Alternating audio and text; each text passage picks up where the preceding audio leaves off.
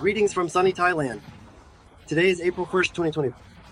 We present to you another video report on the construction of our 11th project, Siam Oriental Dream.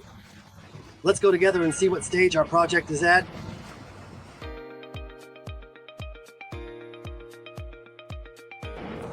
At the moment, entrance and interior doors have already been installed in all apartments.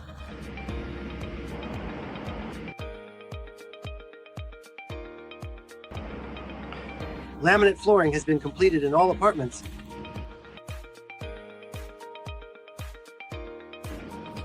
Kitchens and cabinets have been installed up to and including the 7th floor.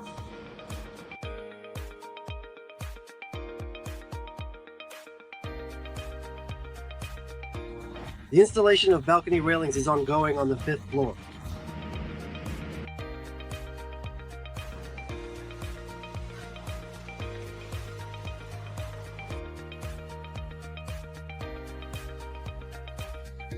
Remove the developer, outline, battles, sound cold, I swear. The installation of external lighting is ongoing, and currently 50% of the work on outdoor lighting installation has been completed. For those buyers who have purchased apartments from us in our 12th project, we also have good news.